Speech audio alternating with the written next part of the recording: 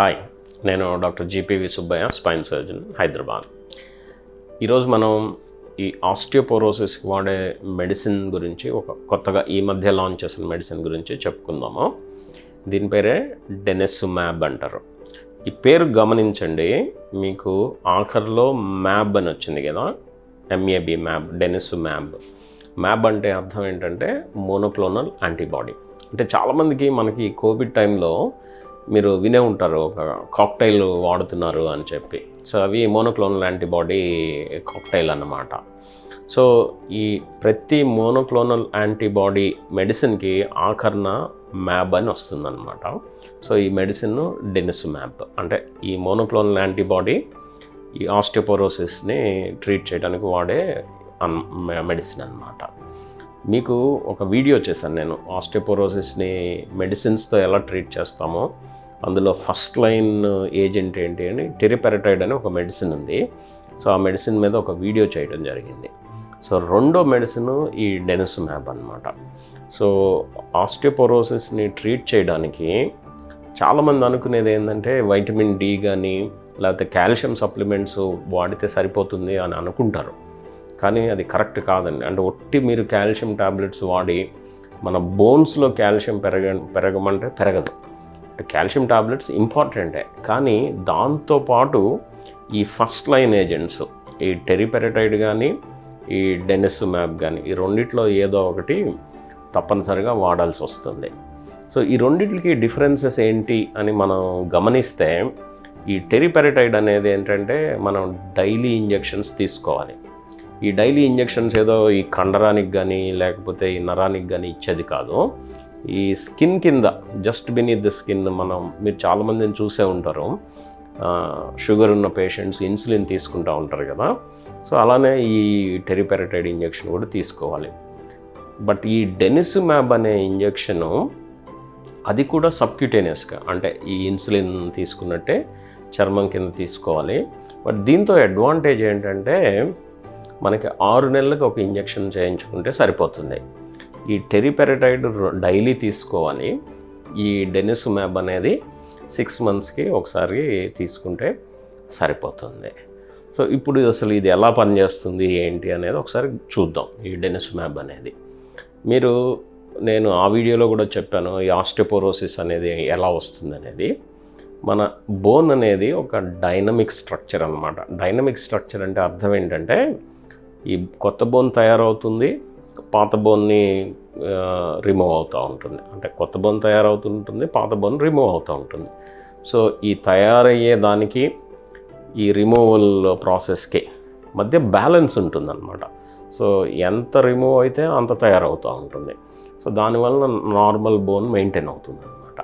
So ఈ ఆస్టియోపోరోసిస్లో ఏమవుతుందంటే, ఈ తయారయ్యే దానికంటే, కొత్త బోన్ తయారయ్యే దానికంటే ఈ రిమూవల్ ప్రాసెస్ ఎక్కువ అవుతుంది. సో దానివల్ల బోన్స్ వీక్ అవ్వడం, చిన్న చిన్న దెబ్బలు తగిలినా లేకపోతే చిన్న ట్విస్టింగ్ ఇంజరీస్ ట్విస్ట్ అయినా కూడా ఈ బోన్స్ ఫ్రాక్చర్ అవ్వడానికి అవకాశాలు ఉంటాయి. సరే, ఈ డైనమిక్ స్ట్రక్చర్ అని చెప్పాను కదా, బోన్ తయారవడానికి కావాల్సిన కణాలు ఏంటంటే ఆస్టియోబ్లాస్ట్ అంటాము. ఈ బోన్ రిమూవల్కి కావాల్సిన కణాలు ఆస్టియోక్లాస్ట్ అంటాం. సో తయారవడానికి ఆస్టియోబ్లాస్ట్, రిమూవల్కి ఆస్టియోక్లాస్ట్. సరే, ఈ డెనెసుమాబ్ అనే ఈ మోనోక్లోనల్ యాంటీబాడీ ఎలా పనిచేస్తుంది అంటే, ర్యాంకిల్ అంటాం మేము, ర్యాంకిల్ ఇన్హిబిటర్ అంటాం అనమాట. అంటే RANK ర్యాంక్. సో ఈ ర్యాంక్ లైగాండ్ని ఇన్హిబిట్ చేస్తుంది. దాన్ని ఇన్హిబిట్ చేయడం వలన ఇది వెళ్ళి ఈ ఆస్టియోక్లాస్ట్లు, అంటే బోన్ రిమూవల్కి తయారయ్యే అవసరం ఉన్న ఈ కణాలని ఇన్హిబిట్ చేస్తుంది. అంటే దాన్ని సరిగా పనిచేయనిది అనమాట. సో అందువల్ల ఏమవుతుందంటే ఈ రెండిట్లకి బ్యాలెన్స్ వస్తుంది. మీకు అర్థమైంది కదా. ఇప్పుడు బోన్ తయారవడానికి కావాల్సిన కణాలు ఆస్టియోబ్లాస్ట్లు, బోన్ రిమూవల్కి అవసరమైన కణాలు ఆస్టియోక్లాస్ట్లు. ఇప్పుడు ఈ మోనోక్లోనల్ యాంటీబాడీ ఏం చేస్తుందంటే, ఈ రిమూవల్కి పనికొచ్చే కణాలు సరిగా పనిచేయకుండా వాటిని తగ్గిస్తుంది. సో దానివల్ల ఈ రెండింటి మధ్య బ్యాలెన్స్ మళ్ళీ వచ్చి బోన్స్ స్ట్రెంగ్త్ పెరగడానికి అవకాశాలు ఉంటాయి. ఇది ఈ విధంగా పనిచేస్తుంది. సో దీన్ని ఎలా వాడాలి అంటే చెప్పాను కదండి, దీన్ని 60 మిల్లీగ్రామ్స్ డోస్ ఉంటుంది. ఈ 60 milligrams dose just beneath the skin కింద సబ్క్యూటేనియస్ రూట్ అంటాం మేము, స్కిన్ కింద చేసుకోవాలి. అలా వన్స్ ఇన్ 6 months వాడితే సరిపోతుంది అనమాట.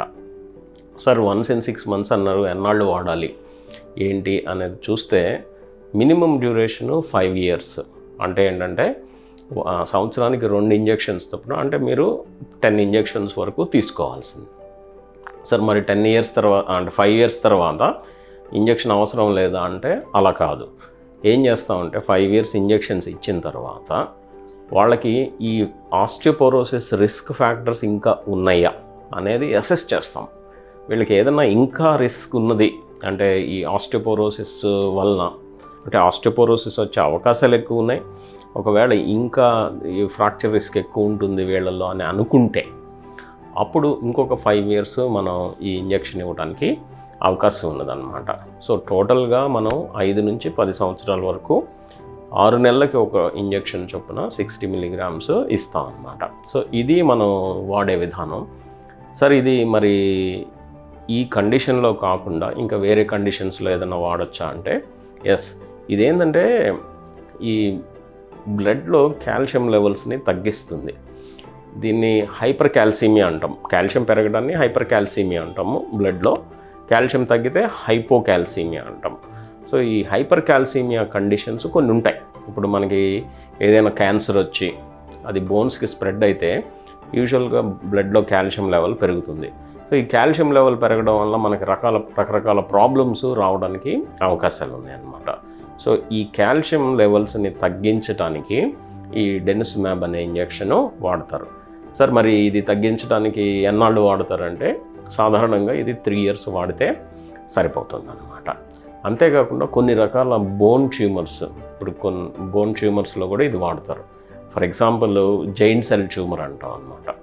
సో జైంట్ సెల్ ట్యూమర్ని తగ్గించడానికి కూడా ఈ మెడిసిన్ వాడతారనమాట. సో ఈ డెనిసుమాబ్ అనేది ఒకటి ఆస్టియోపోరోసిస్ని ట్రీట్ చేయడానికే కాకుండా వేరే ఈ కాల్షియం పెరిగిన కండిషన్స్లో కాల్షియం తగ్గించడానికి ఈ బోన్ ట్యూమర్స్, జైంట్ సెల్ ట్యూమర్ని ట్రీట్ చేయడానికి వాడతారు. సో ఇక్కడ ఇంపార్టెంట్ పాయింట్, ఎటువంటి జాగ్రత్తలు తీసుకోవాలి అంటే దీంతో ఎటువంటి సైడ్ ఎఫెక్ట్స్ వస్తాయి, వేరే మెడిసిన్స్తో కలిపి వాడచ్చా అనేది ఒకసారి మనం చూద్దాం. సాధారణంగా ఏ ఇంజెక్షన్కైనా, ఎస్పెషల్లీ ఇలా స్కిన్ కింద ఇచ్చే ఇంజెక్షన్స్కి ఆ స్కిన్ ఇరిటేషను, అక్కడ చర్మం ఎర్రబడడం, దద్దుర్లు లాగా రావడం, అంటే స్కిన్ రియాక్షన్ రావడానికి అవకాశం ఉంటుంది. ఇది ఏ ఇంజెక్షన్కైనా, అంటే ఈ ఇంజెక్షన్కనే కాదు, చర్మం కింద ఇచ్చే ఏ ఇంజెక్షన్కైనా అది వచ్చే అవకాశాలు ఉంటాయి. అది ఒకటి. రెండోది ఏంటంటే కొంతమంది పేషెంట్స్కి ఈ ఇంజెక్షన్ తర్వాత ఒక 2-3 days లూజ్ మోషన్స్ అవ్వడం కానీ, ఒక 2-3 days ఈ బాడీ కండరాల నొప్పులు ఉండడం కానీ ఇవి ఉంటాయి. కానీ ఇవంత పెద్ద మేజర్ సైడ్ ఎఫెక్ట్స్ కింద చూడం. కానీ ఇంపార్టెంట్ సైడ్ ఎఫెక్ట్ ఏంటంటే మీకు చెప్పాను, ఇది కాల్షియం తగ్గిస్తుందని. పేషెంట్స్కి వేరే ఏదన్నా నార్మల్ కాల్షియం లేకుండా కాల్షియం తగ్గి ఉన్న కండిషన్స్ ఏదన్నా ఉన్నా, ఒకవేళ ఫర్ ఎగ్జాంపుల్ కొంతమంది కొన్ని మెడిసిన్స్ వాడుతూ ఉంటారు. చూడండి, ఇప్పుడు హార్ట్ ఫెయిల్యూర్ ఏదన్నా ఉన్నా కానీ, ఈ కాళ్ళు వాపులు, చేతులు వాపులు ఉన్న వాళ్ళకి కొన్ని మెడిసిన్స్ వాడతారు. ఎగ్జాంపుల్ లాసిక్స్ అనే మెడిసిన్ ఉంది. లాసిక్స్ అనేది ఫ్రూసమైడ్ అంటాం మేము, లూప్ డైయూరిటిక్ అంటాం దాన్ని. సో ఈ మెడిసిన్ సాధారణంగా కొంత కాల్షియం తగ్గిస్తుంది. సో ఈ మెడిసిన్ వాడేటప్పుడు మనం ఈ ఇంజెక్షన్ ఇచ్చిన, ఫర్ ఎగ్జాంపుల్, మనకి ఇంకా కాల్షియం తగ్గి పేషెంట్కి ఇబ్బంది రావడానికి అవకాశాలు ఉన్నాయన్నమాట. సో ఈ జాగ్రత్తలు తీసుకోవడం చాలా చాలా ఇంపార్టెంట్. ఏంటి, ఈ కాల్షియం ఏదన్నా తగ్గిస్తుందా అనేది. రెండోది, ఈ జా అంటారు కదా, ఈ బోన్ ఉంది కదండి, ఈ బోన్ ఆస్టియోనెక్రోసిస్ ఆఫ్ ఈ జా బోన్ అంటాం అన్నమాట, ఓఎన్జే అంటాం దీన్ని. ఈ ఆస్టియోనెక్రోసిస్ రావడానికి అవకాశాలు ఉన్నాయి. ఇది ఎక్కువగా ఈ మన ఓరల్ హైజీన్, నోటి ఆరోగ్యం సరిగా మెయింటైన్ చేయని వాళ్ళకి కానీ, పళ్ళల్లో ఏదైనా ఇన్ఫెక్షన్ ఉన్నా, ఈ రీసెంట్ డెంటల్ ఎక్స్ట్రాక్షన్స్ ఉన్నా, అంటే పళ్ళు తీసేసిన వాళ్ళల్లో ఇది ఎక్కువగా వచ్చే అవకాశాలు ఉన్నాయి. సో ఈ ఇంజెక్షన్ ఇవ్వబోయే ముందు ఫస్ట్ బ్లడ్లో కాల్షియం లెవెల్స్ ఎలా ఉన్నాయనేది చూసుకుంటాము, ఎందుకంటే ఇది బ్లడ్లో కాల్షియం లెవెల్స్ తగ్గిస్తుంది కాబట్టి. రెండోది వేరే మెడిసిన్స్ ఏదైనా వాడుతున్నారా, ఆ మెడిసిన్స్కి దీనికి మధ్య ఏదైనా రియాక్షన్స్ ఉంటాయా, ఇది 2. మూడోది ఈ పంటి ఆరోగ్యం అంటే నోటి ఆరోగ్యం ఎలా ఉన్నది అనేది చూస్తామండి. కానీ ఓవరాల్గా ఇది చాలా సేఫ్ మెడిసిను. ప్రతి 6 నెలలకి ఒకసారి 5 to 10 years వాడితే బోన్స్లో కాల్షియం పెరగడానికి అవకాశం ఉంటుందండి. అదండి ఈ ఇంజెక్షన్, ఈ మోనోక్లోనల్ యాంటీబాడీ గురించి.